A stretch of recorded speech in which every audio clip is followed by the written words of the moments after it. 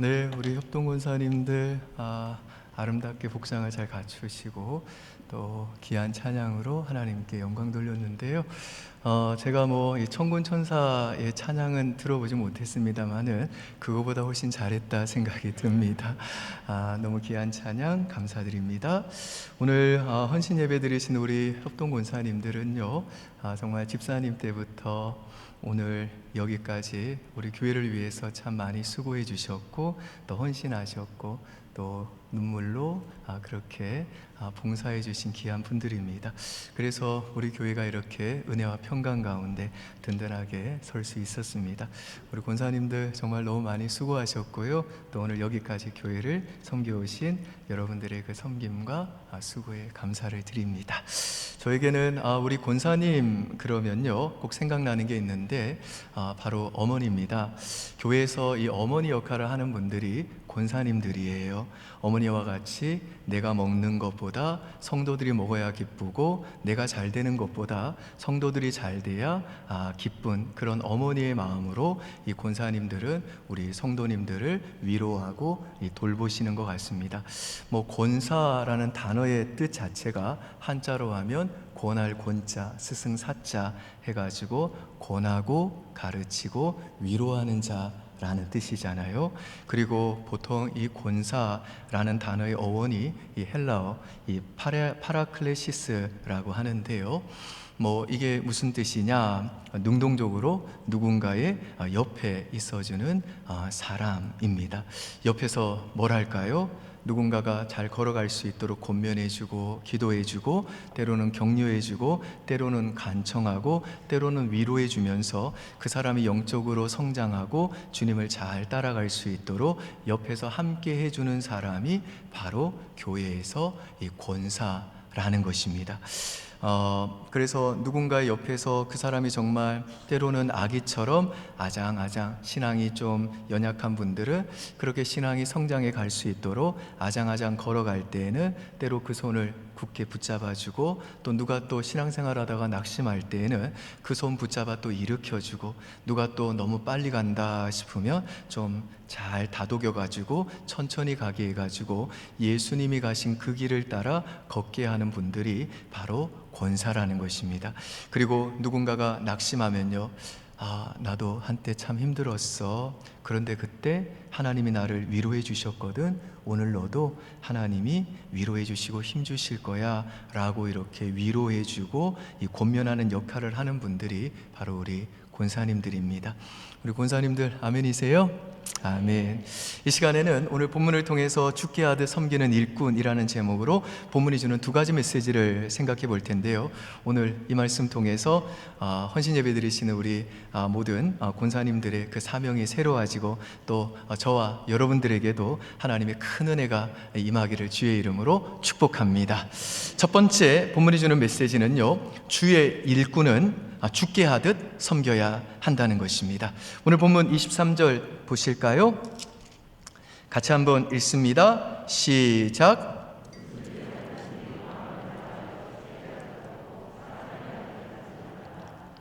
자, 이 말씀은요, 이 문맥을 보면 1차적으로는 직장에서, 일터에서 우리 그리스도인의 윤리를 보여주는데요. 그 그리스도인의 이 직장에서 윤리는 뭐냐? 죽게 하듯 열심히 일해야 된다는 거예요. 그런데 무슨 일을 하든지 마음을 다해서 죽게 하듯 하고 사람에게 하듯 하지 말라. 이 말씀은 직장에서뿐 아니라 이 교회에서 특별히 교회의 일꾼이 꼭 갖춰야 될 태도이기도 합니다.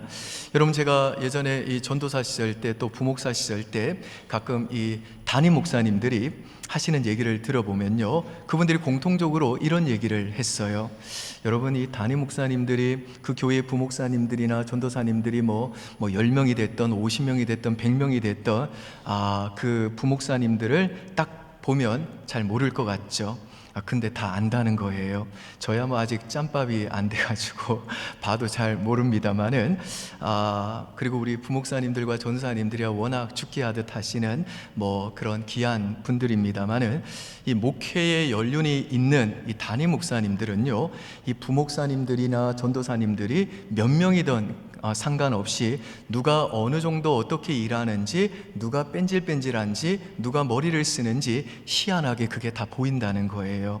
그래서 그런 얘기들을 하셨어요. 교회를 개척하면 누가 잘할지 안 할지 대충 다 안다는 거예요. 그래서 저 목사가 저렇게 목회를 잘할 줄 몰랐는데 저렇게 잘하나, 이런 경우는 극히 드물다는 거예요. 왜 그러냐 하면, 우리 인생을 이끌어가는 것은 우리의 노력과 실력과 능력이 아니라 애티튜드, 삶의 태도기 때문에 그렇다는 겁니다. 삶의 태도는 쉽게 안 바뀐다는 거예요. 그래서 부교육자로 사역을 할 때 좀 머리를 잘 쓰는 사람이 있다는 거예요. 그리고 실제로 그렇게 좋은 보직 받으려고 머리를 막 쓰고 하는 사람들을 보면 대부분 잘 된다는 거예요.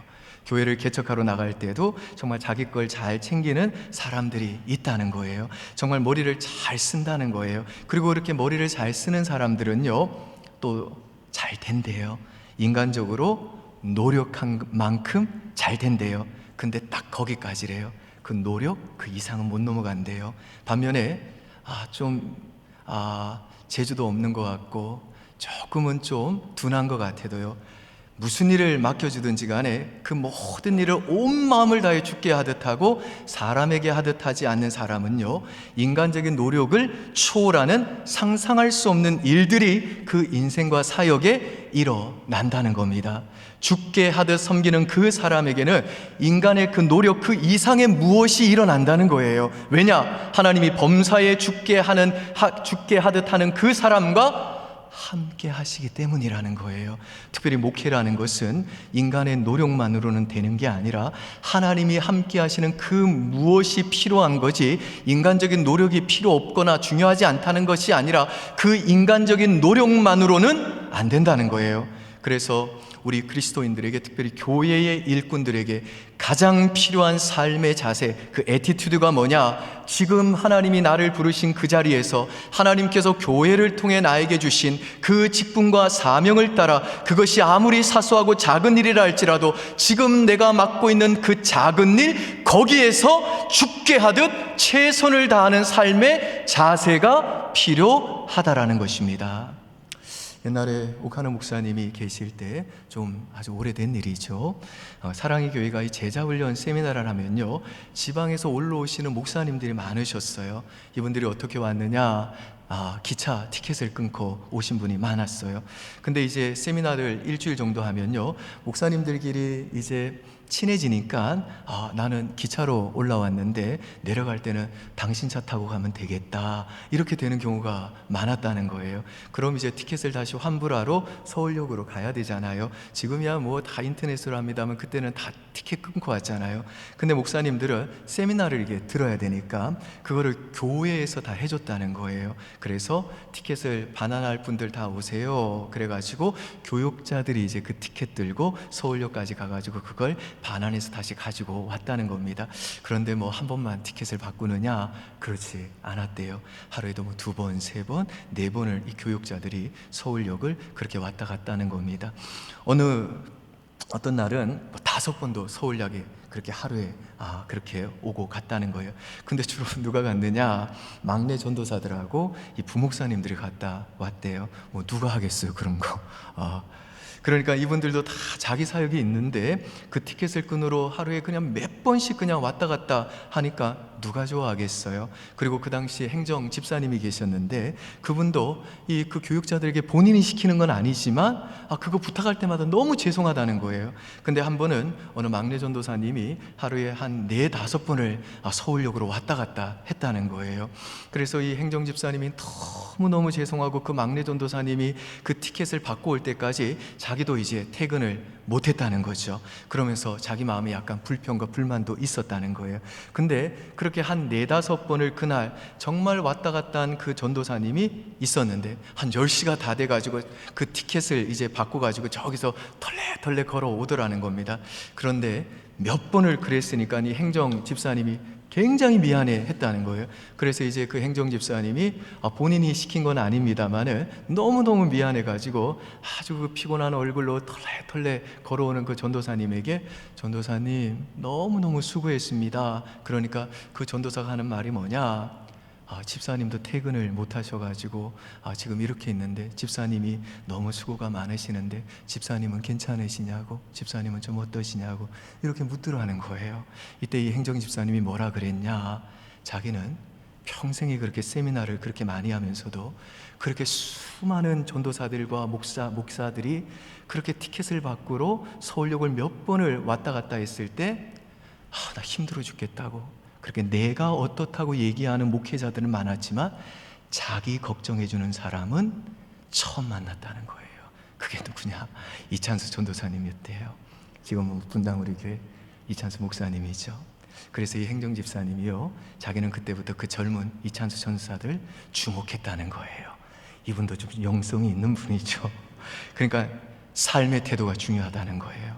내가 전도사로 있던, 내가 담임 목사로 있던, 내가 직장에서든 가정에서든 교회에서든 하나님이 나를 부르신 그 자리에서 오늘 나에게 맡겨진 그 일이 아무리 사소하다 할지라도 내게 맡겨주신 그 직분이 하나님이 주신 것으로 알고 내가 정말 그 일을 죽게 하듯 그 하는 그 삶의 태도를 보면 그 사람의 미래가 보인다는 거예요. 뭐 그런 사람은 반드시 큰 교회에 한다? 그런 게 아니라 범사에 죽게 하듯 하는 그 사람의 삶 속에는 하나님이 함께 하시기 때문에 인간의 노력 그 이상으로 역사하시는 하나님의 그 일하심을 하나님이 반드시 보여주신다는 겁니다. 여러분, 신약 성경에 보면 바울이 감옥에서 쓴 서신 중에 빌립보서가 있죠. 바울이 그때 참 가난한 상태에서 자비랑 선교를 하다가 감옥에 갇혔는데, 그때 유일하게 이 바울이 헌금을 받은 교회가 있는데 그게 빌립보 교회였어요. 그래서 바울이 왜 빌립보서를 썼냐, 내가 아무한테도 돈 받은 적이 없는데 빌립보 성도들한테는 돈 받았다라는 거예요. 선교 헌금 받았다는 거예요. 그게 너무너무 고마운 거예요. 그래서 빌립보 교회 성도들에게 내가 너희들이 준 돈 잘 받았다, 너무 요긴하다, 너무너무 고맙다라고 이 빌립보서를 썼다는 거예요.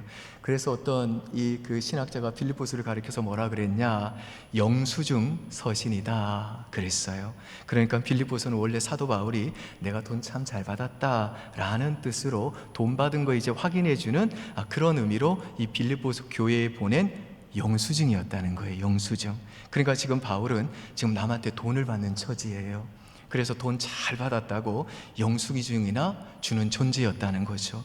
그런데 바울이요, 그렇게 가난한, 누구한테 돈이나 받아야 되는, 그래야만 좀 이렇게 살아갈 수 있는 그런 상황에서도, 게다가 그 감옥에 갇혀 있으면서도 거기서도 죽게 하듯 섬기니까 하나님이 어떻게 하셨습니까?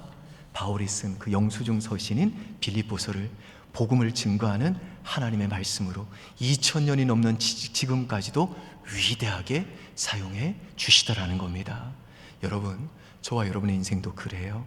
우리가 부할 때도 있지만 때로는 가난에 처할 때도 있어요. 내가 젊었을 때도 있지만 나이 들 때도 있다고요. 그래서 내가 남한테 베풀어 줄 돈이 없을 때도 있다고요. 아니 어쩌면 누군가로부터 도움을 받아야만 되는 처지일 때도 있다고요.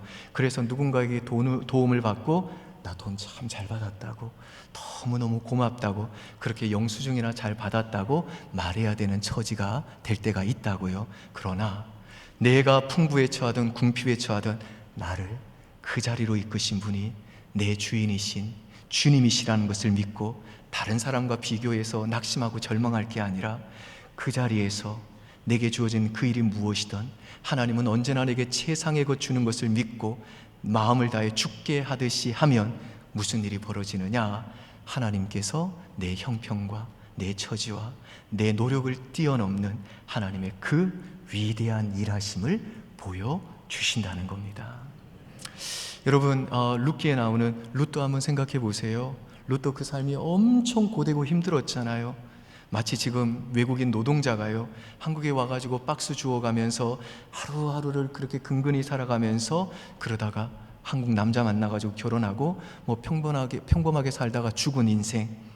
룻도 그런 인생이잖아요. 그래서 룻이 천국 가서 이제 자기 인생을 쭉 돌아보니까 자기 인생에 별로 이렇게 기억할 만한 것이 없는 거예요. 주목할 만한 게 없는 겁니다. 큰 일을 한 게 없다고요.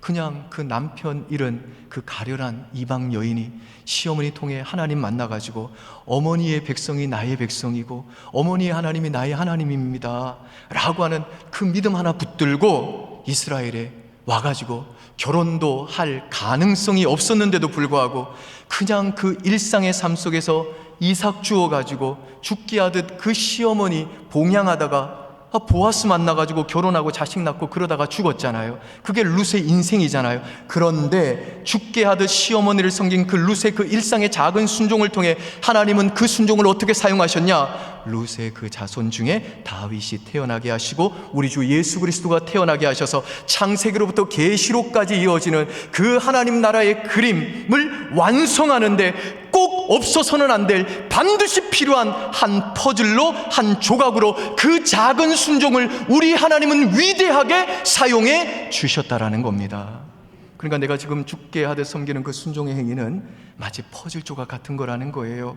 내 인생 하나로 보면요, 그 섬김이 그냥 퍼즐 조각같이 그냥 아무 의미 없어 보인다는 것입니다. 너무너무 사소하고 초라해 보인다는 겁니다. 그러나 죽게 하듯 섬기는 나의 그 작은 순종은요, 창세기로부터 계시록까지 이어지는 하나님이 친히 그려가시는 그 영광스러운 하나님의 그 그림에, 하나님 나라의 그 위대한 하나님 나라의 그림의 한 조각으로 하나님은 위대하게 사용해 주신다는 겁니다. 믿습니까 여러분? 아멘. 두 번째 본문이 주는 메시지는요, 주께서 주실 상을 바라볼 때 죽게 하듯 섬기는 일꾼이 될 수 있다라는 거예요. 24절 여러분이 한번 읽겠습니다. 시작.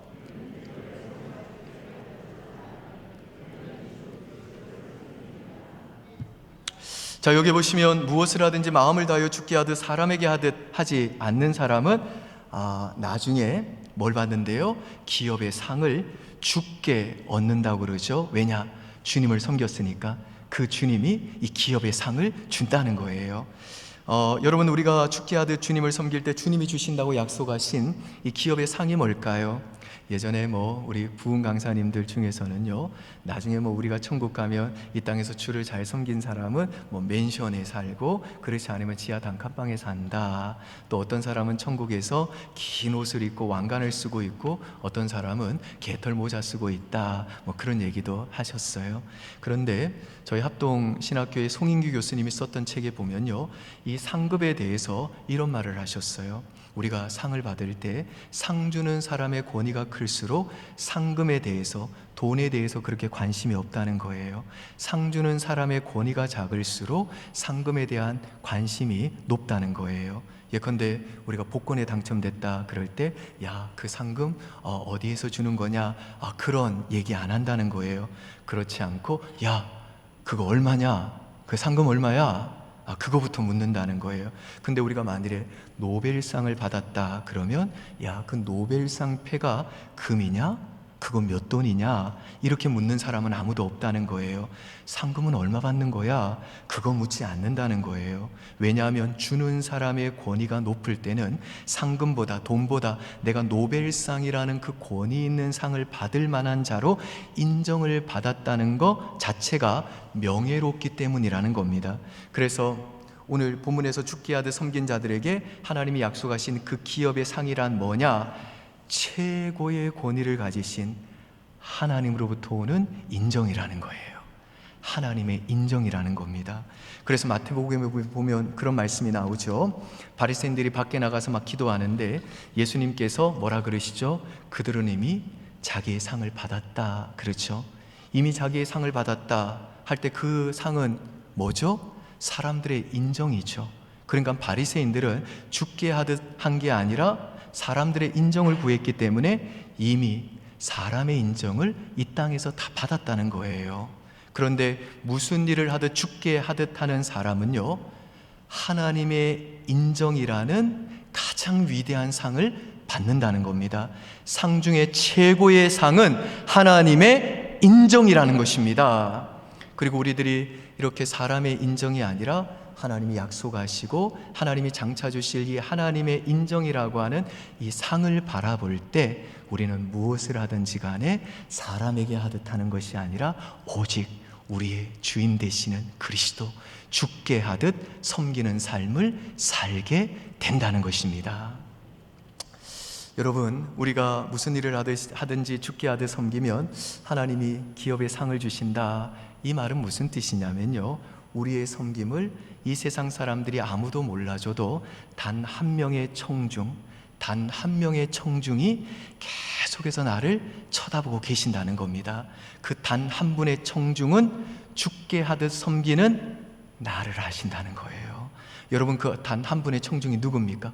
하나님이잖아요. 우리 예수님이잖아요. 그분은 마음을 다해서 죽게 하듯 섬기는 나의 가장 깊은 것을, 그 마음의 동기를 아신다는 거예요. 모든 사람이 다 몰라도 그분은 나를 아신다는 거예요. 이 세상의 모든 사람들이 다 나를 몰라도 모든 것을 창조하신 최고의 권위를 가지신 온 우주의 왕이신 하나님은 나를 아신다는 겁니다. 여러분, 하나님이 죽게 하듯 섬기는 나를 아시고 내 모든 섬김의 행위를 보신다라고 하는 이 사실이 우리에게 어떤 자유를 주냐면요, 내가 교회를 섬길 때 사람들이 인정이 없어도 하나님이 그냥 나를 사랑해 주시고 나를 알아주시고 나와 함께 해주신다는 그 사실 때문에 진정으로 만족하게 됩니다. 그리고 교회를 할 때에 왜 나만 이렇게 수고하는 거야? 그리고 사람들과의 관계에서 왜 나만 이렇게 상처받는 거야? 라고 하는 이 자기 연민을 더 이상 갖지 않습니다. 또한 내가 섬긴 것에 대해 마땅한 보상을 받지 않는 것에 대해서도 그렇게 신경 쓰지 않습니다. 왜냐? 단 한 분의 그 청중이 나를 바라보고 계시고 나를 인정해주고 계시고 나에게 줄 상을 예비하고 계신다라고 하는 이 사실로 인해서 언제나 안식하기 때문에 그렇습니다. 그래서 자기 연민이 사라지는 거예요. 상처받아도 좀 힘들죠. 그래도 금방 털털 털고 일어난다는 것입니다. 그리고 무슨 일을 하든지 죽게 하듯 섬기는 그 섬김 자체를 아예 즐기기 시작을 합니다. 내가 행한 섬김으로 인해 사람들의 그 인정과 또 내가 높임을 받아 마땅하다는 생각도 안 합니다. 내가 사람들한테 인정받고자 하는 마음도 사라집니다. 여러분, 한번 생각해 보세요. 여러분이 재밌는 드라마를 봤다고 봐요. 요즘에 뭐가 재밌는지 제가 모르겠는데 법전? 뭐 그런 거. 그러면 내가 그 드라마를 봤다고, 내가 재밌게 그걸 봤다고, 내가 존중받아야 되고 인정받아야 돼, 내가 사랑받아야 돼, 내가 높임받아야 돼, 내가 드라마를 보는 이런 희생을 했어, 뭐 이런 사람 있습니까? 그런 사람은 없잖아요. 왜냐? 내가 그 일을 하는 것 자체로 내가 즐겼고 내가 만족이 되었기 때문에 나는 이미 그것 자체로 보상을 받았기 때문에 더 이상 나는 보상이 필요가 없다는 거예요. 마찬가지로 내가 교회에서 일을 맡아가지고 교회를 열심히 섬겼어요. 내가 누군가를 위해서 희생했다고요. 내가 사랑했습니다. 내가 무릎을 꿇고 누군가의 발을 씻었어요. 그리고 나는 그 과정 중에서 단 한 분의 청중이신 하나님이 나를 바라보시고 나를 인정하신다는 걸 경험했습니다. 내가 회사에서 일했어요. 가정에서 열심히 헌신했다고요. 힘든 일을 했다고요. 그런데 회사에서 가정에서 사람들이, 가족들이 나를 인정해 주지 않아요. 좀 속상해요. 그런데 그래도 괜찮아요. 상관없어요. 왜냐하면 내게는 단 한 분의 청중이 있거든요. 그분은 죽게 행한 나의 그 섬김에 합당한 보상을 반드시 해 주실 거거든요. 그 한 분의 청중이 나를 안다는 거예요. 그 한 분의 청중이 여러분을 아신다는 거예요. 여러분, 죽게 하듯 섬기는 우리의 섬김을 은밀한 중에 갚으실 그 하늘 아버지가 여러분을 안고 받으시기 위해, 여러분의 그 섬김을, 그 불완전한 섬김을 받으시기 위해 뭘 하셨냐? 하나님의 아들을 주셨어요. 우리의 부족한 그 순종, 흠이 너무너무 많아가지고 하나님 앞에는 우리가 아무리 순종해도 내놓을 만한 것이 못 되는 그 섬김을 그분이 기쁨으로 받으시기 위해서 뭘 하셨냐? 하나님의 아들을 주셨다는 겁니다. 여러분 한번 골고다 언덕에 십자가에 달린 하나님의 아들을 한번 생각해 보십시오. 그분은요, 역사상 인간이 행한 그 어떤 섬김보다도 가장 아름답고 가장 위대한 섬김을 하고 계셨습니다. 십자가에 달려 죽고 계셨다고요. 왜요? 죄인들의 죄를 가져가시기 위해서입니다. 저와 여러분의 죄를 가져가기 위해서 그분이 십자가에서 그 섬김의 사명을 감당하셨다고요. 우리를 구원하기 위해 그분은 역사상 가장 위대한 섬김을 하고 계셨다는 겁니다. 그런데 누구도 그것이 섬김이라고 생각한 사람이 없었어요. 오히려 모두가 그 하나님의 아들을 보면서 침뱉고 비난하고 저주하고 비웃고 있습니다. 여러분, 그분이야말로, 우리 주 예수님이야말로 상처받으시고 자기 연민에 충분히 빠질만 하지 않으신가요? 그분이야말로 내가 이렇게 너희들을 위해서 이런 위대한 섬김을 하고 있는데 날 못 알아줘? 이 바보 같은 놈들, 나한테 이렇게 상처를 줘? 그러면서 다 진멸해버리겠다, 그렇게 말씀할 수 있는 분이 아니겠습니까? 근데 그분은요, 자기 연민에 빠지지 않으셨어요. 왜냐? 거기에 단 한 분의 청중, 하나님이 계셨거든요. 하나님 아버지가 그 자리에서 예수님의 그 섬김을 보셨거든요. 그래서 예수님이 십자가에서 계속해서 사람이 아니라 오직 하나님 아버지께 말을 겁니다. 아버지요, 아버지요. 그러나 여러분, 그 한 분의 단 한 분의 청중마저도 예수님께 응답하지 않으셨잖아요. 그 한 분의 청중마저도 예수님께 응답하지 않으셨습니다. 여러분 보세요. 저와 여러분이 죽게 하듯 하는 모든 섬김을 보시고 그 한 분의 청중이신 하나님께서 박수를 쳐주실 수 있는 이유는 뭐냐? 그리스도께서 역사상 가장 위대한 섬김을 하고 계실 때 그 한 분의 청중이신 하나님께서 그 아들 예수님을 외면하시기 때문입니다. 하나님께서 예수님과 그분과 우리의 자리를 맞바꾸셨다는 거예요. 여러분, 저는 오늘 부끄럽습니다만 주일 1, 2, 3부와 청년부와 그리고 오늘 저녁 예배에서 지금 설교로 섬기고 있어요. 제가 생각해도 이렇게 쓰담쓰담 해줄 만한 그런 일을 했어요. 물론 제 섬김 안에는요, 한계도 많고 죄도 있습니다. 저와 여러분이 섬기는 그 섬김 중에 완전한 섬김이라는 없습니다. 우리가 하는 그 최선의 섬김에도 언제나 한계와 연약함과 죄가 있는 불완전한 섬김이라는 겁니다. 그러나 제가 행한 그 섬김을 저는 아무도 인정해 주지 않아도 괜찮아요. 한 분의 청중은 그걸 보면서 기뻐하시거든요. 박수를 쳐주시거든요. 정말입니다. 제가 그것을 믿고 받아들일 때 저에게는 만족감이 있는 겁니다. 그리고 그분의 그 한 청중이 제게 박수 쳐줄 수 있는 이유는 뭐냐? 제가 오늘 행한 그 섬김이 하나님께 받아들여질 만하거나 하나님 입장에서 그분의 순결한 눈으로 보기에 괜찮은 것이기 때문이 아닙니다.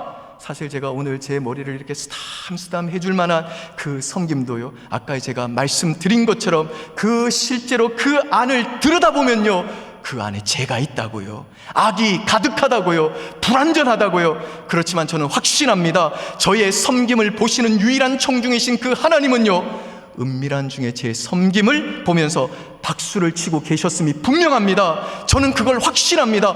여러분들도 확신하셔도 좋습니다. 왜요? 하나님이 십자가에 달린 예수님을 외면하시기 때문이에요. 그 예수님이 저와 여러분이 받아 마땅한 그 일을 우리 대신 받으셨기 때문입니다. 그리고 하나님은요, 그 예수 그리스도의 공로로 말미암아 우리의 그 불완전한 순종 가운데 덮여있는 모든 죄악은 가려주시고 그 부족한 순종을 기쁨으로 받아주시면서 잘했어 지연아 너무 잘했어, 그렇게 우리를 인정해 주시고 박수 쳐 주신다는 겁니다. 믿으시나요, 여러분?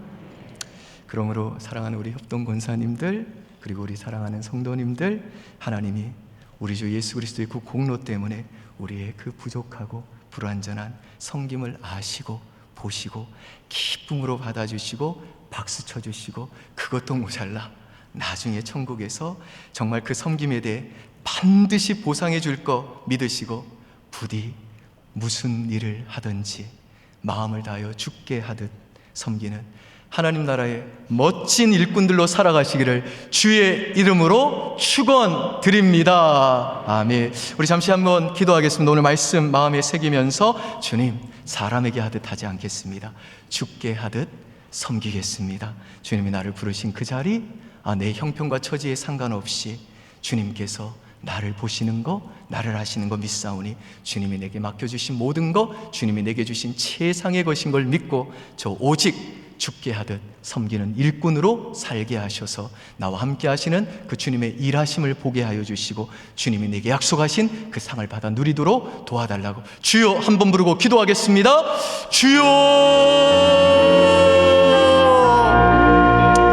아버지 하나님, 아버지 하나님, 나는 주님을 섬기는 하나님의 백성입니다. 주가 나의 주인이십니다. 그 주님을 섬긴다는 것이 얼마나 보람되고 명예롭고 행복한지 모르겠습니다. 주여, 죽게 하듯 하고 사람에게 하듯 하지 않게 하여 주십시오. 오직 나를 바라보시고 나를 보시는, 나를 아시는 한 분 청중이신 그 하나님, 또 우리 주 예수님께 하듯 그렇게 주님을 섬기는 이 길, 이 영광스러운 길 걸어갈 수 있도록 주님 날마다 나를 도와주시고 날마다 내 순종을 바라보시고 그 순종을 하나님 나라의 위대한 퍼즐로 한 조각으로 위대하게 사용해 주시는 그 하나님 바라보면서 내게 맡겨주신 이 직분과 사명과 내게 주어진 삶의 자리에서 오직 죽게 하듯 주를 섬기며 사람에게 하듯 하지 않고 그렇게 오직 주께서 주실 상을 바라보며 주님을 섬기는 일꾼 되도록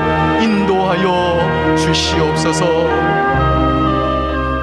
하나님 아버지, 오직 죽게 하듯 섬기는 우리 모든 협동군사님들, 우리 모든 성도님들 되도록 은혜 베풀어 주시옵소서. 감사드리며 예수님 이름으로 기도합니다. 아멘.